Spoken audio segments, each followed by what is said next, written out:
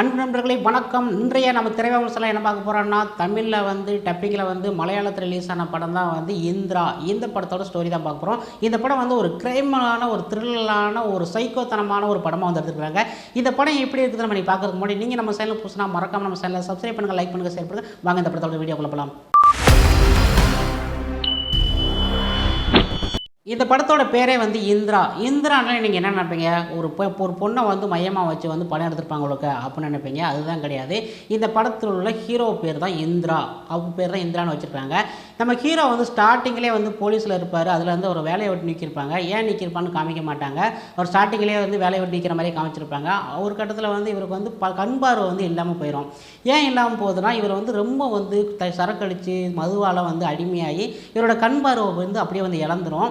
இப்படி வந்து காமிச்சிக்கிட்டு இருப்பாங்க. இன்னொரு கட்டம் வந்து பார்த்திங்கன்னா, நம்ம வில்லன் இருப்பார்ல, அந்த வில்லன் சைக்கோ வில்லன் வந்து எப்பவுமே வந்து எல்லாத்தையுமே வந்து மணிக்கட்டில் வந்து வெட்டி அவங்கள வந்து கையை வந்து துண்டாக வெட்டிட்டு தான் வந்து அவங்கள கொலையே பண்ணிக்கிட்டு இருப்பான். இப்படி வந்து ஏகப்பட்ட பேரை வந்து கொலை பண்ணிக்கிட்டு இருப்பான். போலீஸ் அதிகாரியை எல்லாமே வந்து என்னடா யாரா கொள்றா அப்படின்னு சொல்லிட்டு ஒன்றுமே தெரியாமல் வந்து மிரண்டுக்கிட்டு இருப்பாங்க. இந்த கட்டத்தில் வந்து இந்த கேஸ் ஃபைல் வந்து நம்ம ஹீரோ பக்கம் வந்து வரும்.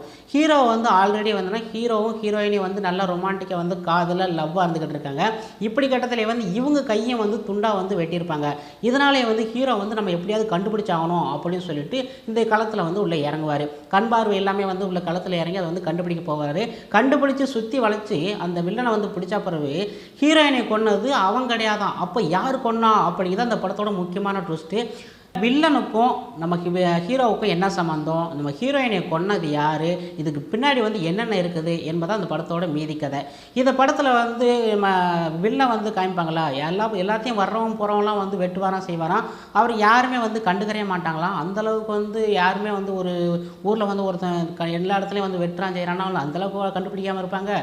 அப்படி கண்டுபிடிக்காமல் ஒரு இஷ்டத்துக்கு வந்து வெட்டிட்டு போவாராம். ஒரு மர்மமாக இருக்கும் அப்படின்னு சொல்லி பார்த்தோன்னா, இதில் வந்து எந்த ஒரு மர்மமே இல்லாத ஒரு முக்கியமான ஒரு தான் எடுத்துருக்குறாங்க. ஹீரோவுக்கு வந்து எப்படின்னா அவரோட நடிப்பு எல்லாமே வந்து ஓகே தான் சொல்ல முடியும். பட் அவரோட டப்பிங்கை வந்து சரியாக வந்து அமைக்கவும் கொடுத்தாங்க. ஹீரோயினையும் அவங்களும் வந்து கொடுக்கப்பட்ட ரொமான்டிக் காட்சி, முத்த காட்சி எல்லா காட்சியுமே வந்து சூப்பராக வந்து பண்ணியிருக்கிறாங்க. ஆனால் அனியா சுதந்திரம் அவங்க வந்து அடிக்கடி ஒரு சின்ன கதையில் தான் வருவாங்க. அவங்களும் வந்த பொண்ணு அவங்களும் வந்து அவருக்கு கொடுக்கப்பட்ட கதாபாத்திரத்தை அருமையாக வந்து நடிச்சிருப்பாங்க. இதில் மெயினாக என்ன சொல்ல போடுறேன்னா, இதில் வந்து ஒரு படம் வந்து கிரைம் த்ரில்லர் மலையாளத்தில் வந்து இப்படி எடுத்தால் கூட அந்த படம் வந்து ஒரு நியாயம் வேண்டாமா? ஒருத்தன் வந்து வர்றவன் போகிறவன்லாம் வெட்டுறான் செய்கிறான்னு யாருமே இருப்பாங்க. ஏன்னா போலீஸ்காரங்களே இவன் கிடையாதா அந்தளவுக்கு வந்து படத்தை வந்து எடுத்து வச்சுருக்காங்க.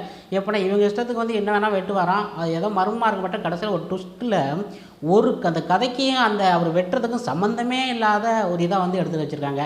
இதை வந்து சைக்கோ வில்லன் அப்படின்னு மாதிரியும் கொடுத்துருக்காங்க, ரொமான்டிக்காகவும் கொடுத்துருக்காங்க. ஒரு டிஃப்ரெண்ட்டாக கொடுக்கணும் அப்படின்னு சொல்லிட்டு டைரக்டர் முயற்சி பண்ணியிருக்கிறாரு. பட் என்னென்னா படத்துக்கும் அந்த எல்லா எதுக்குமே வந்து கனெக்ட் ஆகாமல் வந்து அமைஞ்சிருக்குது அப்படின்னு தான் சொல்ல முடியுங்க. அந்த படத்தோட ஸ்டோரியை இந்த படத்தை நம்ம வந்து பேக்ரவுண்டு மியூசிக்கு எல்லாமே வந்து கொஞ்சம் ஓகே தான் சொல்ல முடியும். அந்தளவுக்கு இருக்காங்க. முடிஞ்சளவுக்கு வந்து இயக்குனர் வந்து இன்னும் கொஞ்சம் ட்ரை பண்ணியிருந்தாருன்னா அந்த படம் வந்து கொஞ்சம் நல்லா இருந்திருக்கும். அவர் வந்து பாதியில் தூங்கிட்டாரா என்னன்னு தெரில. இடைவெளி காட்சி வரைக்கும் நல்லா சூப்பராக கொண்டு போயிட்டு அதுக்கடுத்து வந்து வேறு மாதிரி கொண்டு போய் படத்தை அப்படியே வந்து ஸ்லோவாக கொண்டு போய் இருக்கிற எல்லாத்தையுமே வந்து தேட்டரில் வந்து தூங்க வைக்கிற அளவுக்கு வந்து படத்தை வந்து எடுத்து வச்சுருக்காரு. இந்த படத்தை வந்து நான் கொடுக்க ரேட்டிங் பார்த்தீங்கன்னா 5க்கு வந்து 2.5 தான் கொடுப்போம். அந்தளவுக்கு தான் படம் ஒருத்தன்னு சொல்ல முடியும். வீக்கெண்டில் போட்டுச்சுன்னா ஒரு தடவை வந்து பார்த்து என்ஜாய் பண்ண வேண்டிய. ஓகே ஃப்ரெண்ட்ஸ், உங்களுக்கு நம்ம வீடியோ பிடிச்சினா மறக்காம நம்ம சேனலில் சப்ஸ்கிரைப் பண்ணுங்கள், லைக் பண்ணுங்கள், ஷேர் பண்ணுங்கள். இது போன்ற வீடியோ நெக்ஸ்ட்டில் சந்திக்கலாம். நன்றி, வணக்கம்.